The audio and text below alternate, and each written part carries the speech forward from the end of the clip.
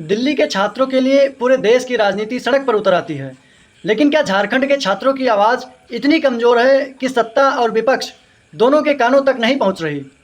आखिर रांची के जयपाल सिंह मुंडा स्टेडियम में बैठा युवा भी तो इसी देश का नागरिक है।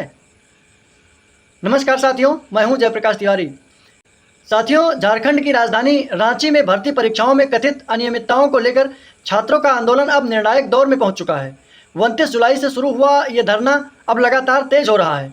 हजारों छात्र जेपीएससी, जेएसएससी, सीजीएल और अन्य भर्ती परीक्षाओं में कथित गड़बड़ियों की निष्पक्ष जांच, सीबीआई जांच, दोषियों पर कार्रवाई और पारदर्शी भर्ती प्रक्रिया की मांग कर रहे हैं। इस आंदोलन का सबसे बड़ा चेहरा बनकर उभरे हैं देवेंद्र नाथ महतो, जिन्हें अब कई लोग झारखंड आंदोलन का सोनम वांगचुक कह रहे हैं। कई दिनों से सरकार की ओर से ठोस आश्वासन नहीं मिलने के बाद उन्होंने आमरण अनशन शुरू कर दिया है।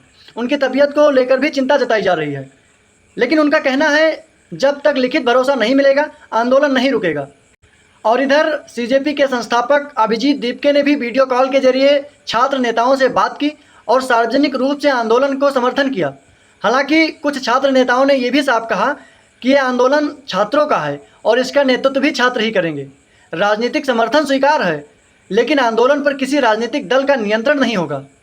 और अब सबसे बड़ा सवाल, जब दिल्ली में छात्र आंदोलन होता है तब कई राजनीतिक दल, सामाजिक संगठन और बड़े चेहरे खुलकर समर्थन करते हैं, लेकिन झारखंड के छात्रों के लिए वही एकजुटता क्यों नहीं दिखाई दे रही?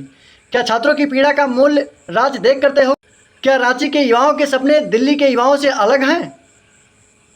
और एक सामाजिक सवाल भी है साथियों, दिल्ली में आंदोलन के दौरान कई लोगों ने प्रदर्शनकारियों के लिए भोजन और सुविधाओं का इंतजाम किया था। क्या झारखंड में भी समाज उसी तरह आगे आएगा? क्या यहाँ भी कोई ऐसे लोग सामने आएंगे जो आंदोलन कर रहे छात्रों की मदद करें, या फिर संवेदनाएं भी राजधानी तक ही सीमित रह जाएंगी? साथियों, राजनीतिक मोर्चे पर भाजपा ने छात्रों की मांगों का समर्थन करते हुए सीबीआई जांच की मांग उठाई है। दूसरी ओर राज्य सरकार अब तक छात्रों की सभी प्रमुख मांगे मान लेने का कोई आधिकारिक फैसला सामने नहीं आया है, इसलिए आंदोलन जारी है। अब छात्रों ने 6 अगस्त को आंदोलन के अगले चरण का ऐलान किया है।